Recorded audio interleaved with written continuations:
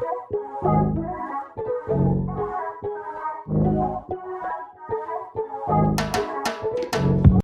Everyone, so let's start the topic. यहाँ पे हम पढ़ने वाले हैं पीरियोडिक टेबल। अब जैसे कि थंबनेल में मैंने आपसे प्रॉमिस किया है कि थंबनेल में जैसे मैंने आपको बताया है कि हम इस पीरियोडिक टेबल को कम्प्लीटली सीख लेंगे और इसे याद कर लेंगे। सो इसको शुरू करने से पहले मैं छोटा सा इंट्रोडक्शन देना चाहूँगी पीरियोडिक टेबल के बारे में कि आखिर ये जो पीरियोडिक टेबल हम पढ़ते हैं ये क्या है और ये कहाँ से आया, आखिर क्यों आया। ये सारी चीज़ें तो हमारा केमिस्ट्री का जो टॉपिक है periodic table and it's periodicity वाला, तो उसमें हम ये सारी चीज़ें पढ़ते हैं। ठीक है, सो पीरियोडिसिटी वर्ड से ही समझ में आ जाता है कि हम पीरियोडिक टेबल क्यों पढ़ते हैं, for all the arrangement and all this purpose. ये हम सबको पता होता है, फाइन। लेकिन अभी हम जहाँ पे जो पढ़ने वाले हैं वो हम क्या पढ़ने वाले हैं, वो ये पढ़ने वाले हैं पीरियोडिक टेबल आया कहाँ से और इसके पीछे पीरियोडिक टेबल को बनाने के पीछे कितने सारे साइंटिस्ट का हाथ है। देखिए, okay, so let's start a video. देखो है क्या, यहाँ पे आप देख सकते हैं बहुत सारे साइंटिस्ट, लगभग 6 to 7 साइंटिस्ट है। और इसके अलावा यहाँ पे कुछ नाम है जो मैंने मेंशन नहीं किए, but they are worth to be mention क्योंकि उनका हाथ रहा है इसमें। तो वो हम नहीं देखें, कोई दिक्कत नहीं, हम बाद में देख लेंगे। सबसे पहले देखें आप Lavoisier classification, second one is Prout's hypothesis, Dobereiner triad rule, Newland octave rule and Lothar Meyer's curve and Mendeleev's periodic table. इन सब के पीछे कुछ ना कुछ कहानी है जिसको मैं थोड़ा सा आपको बताना चाहूँगी। सबसे पहले पीरियोडिक टेबल या फिर क्लासिफिकेशन कह लीजिए एलिमेंट्स का किसने किया था, तो सबसे पहले लेवॉइसियर ने किया था, जिसने सिर्फ और सिर्फ मेटल एंड नॉन मेटल्स के बीच में डिफरेंस बताया था, जो कि उतना सफिशिएंट नहीं था एलिमेंट्स को कैटेगराइज करके पढ़ने के लिए। तो फिर उसके बाद क्या होता है, प्राउड्स हाइपोथेसिस देते हैं कि जितने भी एलिमेंट्स हैं उनको हम n into atomic weight of hydrogen करें तो हमें उसका एटॉमिक वेट आ जाएगा। आखिर एटॉमिक वेट को सबसे पहले लाने वाले प्राउड्स ही थे। प्राउड्स ने कहा ऐसे, लेकिन ये पॉसिबल नहीं था क्योंकि हर एलिमेंट हाइड्रोजन का मल्टीपल नहीं हो सकता, क्योंकि उसके एटॉमिक वेट का मल्टीपल नहीं हो सकता। क्योंकि हम अभी देखते हैं बहुत सारे ऐसे एलिमेंट हैं जो कि अगर ये देखा जाए तो ये तो इंटीग्रल मल्टीपल कह रहा है कि इंटीग्रल मल्टीपल होगा, बट दैट्स नॉट पॉसिबल। हमें क्लोरीन का ही देख लीजिए, कितना होता है 35.5 होता है। So this is not possible कि हर एलिमेंट का इंटीग्रल मल्टीपल में उसका एटॉमिक वेट है। सो इनकी भी थ्योरी क्या वो नहीं गई, सक्सेसफुल नहीं हो पाई। उसके बाद आते हैं डॉबर्नियर ट्राइड रूल। डॉबर्नियर ने क्या कहा, इन्होंने 3 ऐसे एलिमेंट्स लिए, इन्होंने कहा इन तीनों की क्या है, प्रॉपर्टीज सिमिलर होते हैं। और इन्होंने एक और बहुत इंटरेस्टिंग चीज़ लाई थी, वो ये थी, फॉर एग्जाम्पल इनके कुछ एग्जाम्पल्स हैं जो एग्जाम में पूछे जाते हैं। क्लोरीन, ब्रोमीन, आयोडीन हो गया, उसके बाद पोटेशियम, रोबिडियम, सीजियम हो गया। तो ये सारे एलिमेंट्स हैं, इन्होंने 3 का ग्रुप बनाया और कहा ये क्या करते हैं, आपस में सिमिलर प्रॉपर्टीज़ शो करते हैं। और इन्होंने फर्स्ट और लास्ट को सब एडअप किया और उसका जब एवरेज निकाला तो देखा बीच वाला जो था एलिमेंट आ रहा था उसी का एटॉमिक मास उतना ही आ रहा था। लेकिन ये हर कहीं पे नहीं एप्लीकेबल था, बल्कि देखा जाए तो ये DNF ब्लॉक पे एप्लीकेबल नहीं होता है। फाइन, तो अब आ जाते हैं न्यूलैंड ऑक्टेव रूल में। ये इन्हीं से कहा जाए तो कुछ मोटिवेटेड थे या फिर इनसे ही इंस्पायर होके न्यूलैंड ने क्या किया था कि अब इन्होंने सारे गामा पादा नी सा, ठीक है, तो ये जो देखा जाए तो उसमें कितने 8, टोटल 8 आते हैं, राइट। तो इन्होंने क्या किया था कि टोटल 8 एलिमेंट्स का ऐसे ग्रुप बनाया था, ठीक है, जिसमें इन्होंने बताया था कि इस तरीके से जैसे first, second, third, fourth, fifth, six, seventh, eighth pay जाते ही जो एट्थ और फर्स्ट वाले एलिमेंट है उन, और फिर से एट्थ के बाद फिर शुरू करें तो फिर जब एट्थ पे जो नीचे जो एलिमेंट आएगा उनकी प्रॉपर्टीज उससे सिमिलर होती है। लेकिन ये भी हर जगह एप्लीकेबल नहीं था, बल्कि देखा जाए तो ये सेकेंड पीरियड के बाद थर्ड पीरियड से ऑनवर्ड ये एप्लीकेबल ही नहीं था, क्योंकि वहाँ पे क्या आ जाता है, कैल्शियम के बाद से ये एप्लीकेबल नहीं था, क्योंकि वहाँ पे क्या 18 का डिफरेंस आ जा रहा था और ये सिर्फ किसके लिए, ऑक्टेव मतलब 8 के लिए एप्लीकेबल था। उसके बाद आ जाते हैं हम लॉथरमेयर्स curve.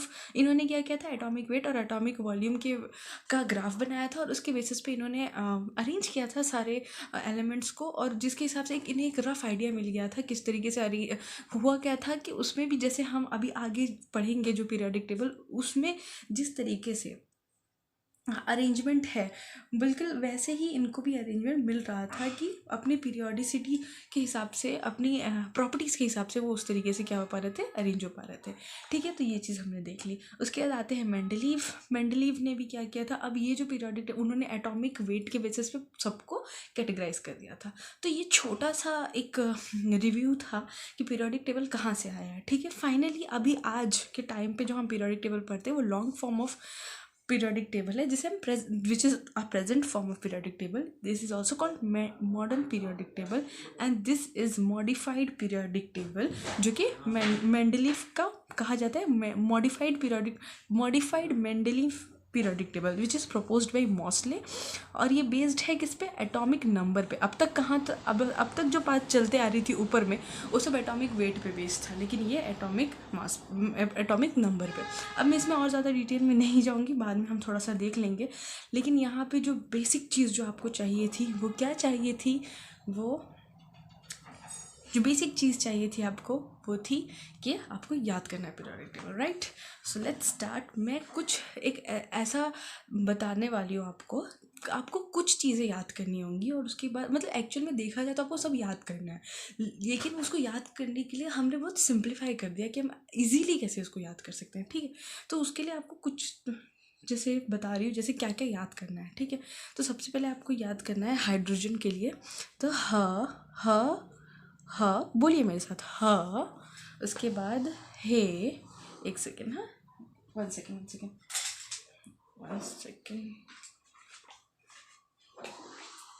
Fine, okay, so start, या sorry for the disturbance, okay fine. ह, उसके बाद आता है यहाँ पे हे, ह हे ली,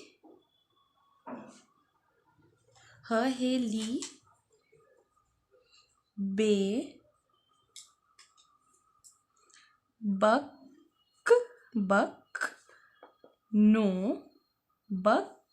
नो, फ ने, ह हे ली बे बकनो फने, ह हे ली बे बकनो फने। ये चीज़ इतनी याद रखनी है, ह हे ली बे बकनो फने। और फिर क्या याद रखना है आपको, फिर याद रखना है स ती व कर मन फे को नी क्यू जन। ठीक है, सती व कर्मन फेकोनी क्यूजन, सती व कर्मन फेकोनी क्यूजन, सती व कर्मन फेकोनी क्यूजन, सती व कर्मन फेकोनी क्यूजन। उससे पहले क्या, ह हे ली बे बकनो फने, ह हे ली बे बकनो फने। तो इतनी चीज़ अब जब याद कर लेंगे तो अब और ज़्यादा सिंप्लीफाई हो जाएगा। कैसे, इतना याद करना है और इसमें भर लिया आपने। देखो, ये आपको तब तक ही ये भरना और याद करने की ज़रूरत जब तक आप तो याद नहीं है, आपको याद हो जाएगा उसके बाद जैसे मैं लिख रही हूँ ना, बिना कुछ भी देखे आप भी लिख सकते हो और आप भी बना सकते हो और आप भी इसका यूज़ कर सकते हो।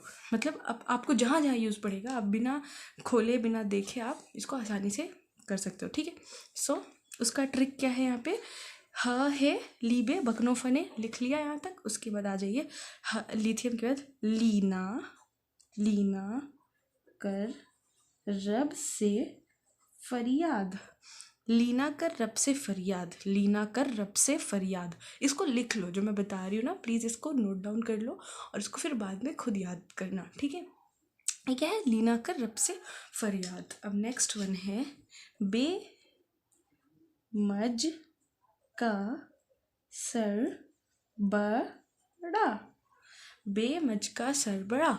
बिहार में आप देखोगे, इससे साउथ मतलब बिहार साइड में, यूपी वगैरह साइड में एक थोड़ा सा प्रोनाउंसिएशन का थोड़ा सा डिफरेंस होता है, वो ड़ को र कहते हैं। So it will sound like that only, बेमच का सर बड़ा नहीं, बेमच का सर बड़ा।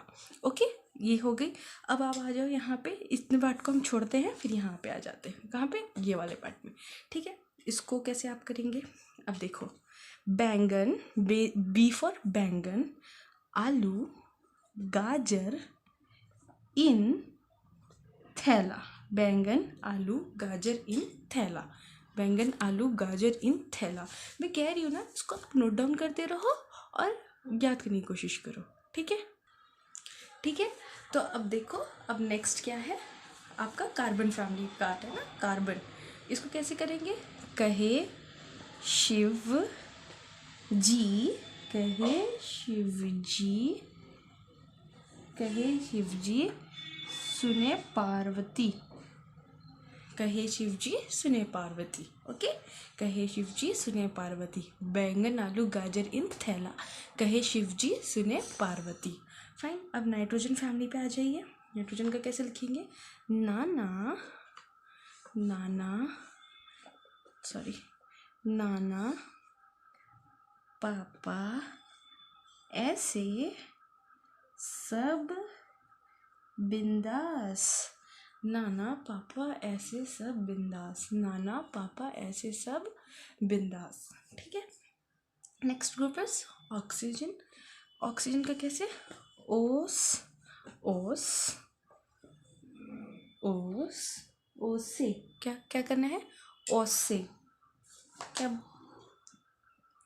ओ एस, ओस से, टी, बोलो, ओस से टी पो, ओस से टीपो, ओस से टीपो, ओस से टीपो। Next one, fluorine family.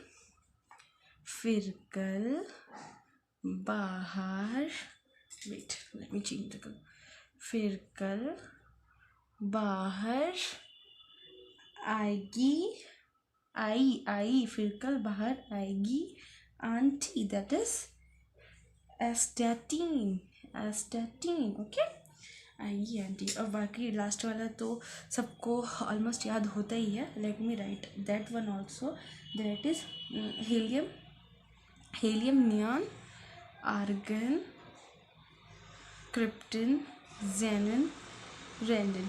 ये वाली जो ग्रुप है, ये इसकी मैंने कोई ऐसे ट्रिक्स नहीं बनाई, ये ऑलमोस्ट सबको याद होती है। ठीक है, सो अब तो कितना याद हो गया आपको, आपको कितना पार्ट लिखना था, आपको सिर्फ इतना लिखना था, कौन सा, हाइड्रोजन, हाइड्रोजन है लीबे बकनो फने, एंड उसके बाद आपको लिखना था यहाँ पे सतीवा कर्मन फेकोनी क्यूजन, उसके बाद आपने बना लिया लीना कर रब से फरियाद बेमच का सरबरा, एंड देन बैंगन आलू गाजर इन थैला, काशी जी कहे शिव जी सुने पार्वती, नाना पापा ऐसे सब बिंदास, और से टीपो, फिर कल बाहर आएगी aunty, and then helium neon argon krypton सेलेनन radon. And next one is this one, सतीवा कर्मन फ्रेकोनी क्यूजन वाले में अब नीचे आपको फिलअप करना है। कैसे फिलअप करेंगे आप, आ जाइए, let's fill all those one. Sky luck, कहिए, sky, sky lanthanum and actinium वाला part, sky luck, sky luck. Okay, sky luck हो गया। उसके बाद आ जाओ नेक्स्ट, टीजर, टीजर, टीजर हफ रफ,